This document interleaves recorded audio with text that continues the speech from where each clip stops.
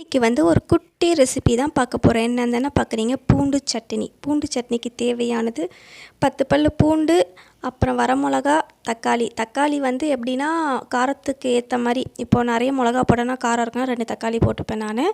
உங்களுக்கு எப்படி அதுக்கேற்ற மாதிரி போட்டுக்கோங்க. இதெல்லாம் அரைச்சிட்டு நல்லெண்ணெய் ஊற்றி கடுகு கருவேப்பிலை போட்டு நல்லா பொரிஞ்ச பிறகு அதை அரைச்சதை வந்து சட்டியில் ஊற்றி நல்லா வதங்க விட்ட பிறகு உப்பு போட்டு இறக்கி சாப்பிட்டு பாருங்கள். செம்ம டேஸ்ட்டாக இருக்கும். எனக்குமே ரொம்ப பிடிக்கும். கல்யாணம் ஆனால் புதுசில் எனக்கு பூண்டு சட்னினா என்னன்னே தெரியாது. பட் ஆனால் இங்கே வந்து செம்ம டேஸ்ட்டாக இருந்துச்சு. எனக்குமே பிடிச்சிருச்சு. இப்போல்லாம் அதுதான் ரெகுலராக அரைச்சிட்ருக்கேன் நான்.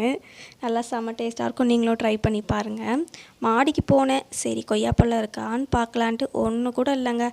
போன வாட்டியாச்சும் ஏதோ இருந்துச்சு கொய்யாப்பழம் நிறைய. இந்த வாட்டி ஒன்றுமே இல்லை. எல்லாமே அணிலும் வவ்வாலும் தான் சாப்பிட்டுச்சுங்க. பார்த்து வைக்கிறது, ஆனால் இருக்க மாட்டேங்குதுங்க. எதுவுமே காணோம். சரி பாவம், அதுங்களும் ஒரு ஜீவன் தானே, சாப்பிட்டு போட்டோன்னு விட்டாச்சு. நேற்று நல்லா நைட்டு மழை பெஞ்சுதுங்க. இடி மின்னலோட சரியான மழை.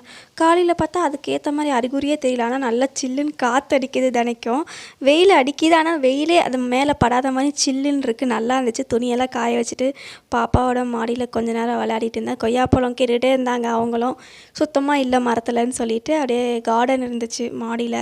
தண்ணி ஊற்றவே இல்லையா, ஷெட்டுக்குள்ளே இருக்கனால மழை தண்ணி படாது மோஸ்ட்லி. அதனால் தண்ணியெல்லாம் ஊற்றிட்டு இருந்தேன். கிரேப் செடி நல்லா சூப்பராகவே வளர்ந்துருந்துச்சு.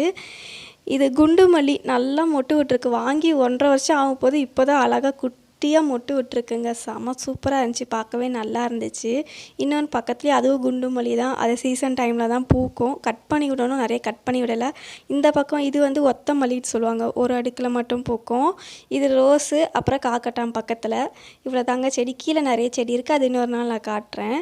இந்த வீடியோ பிடிச்சிருந்தா மறக்காமல் லைக் பண்ணுங்கள். நிறைய பேர் பார்த்திங்கன்னா சப்ஸ்கிரைப் பண்ணாமல் பார்க்குறீங்க. ப்ளீஸ் மறக்காமல் சப்ஸ்கிரைப் பண்ணிவிட்டு பாருங்கள். டாட்டா.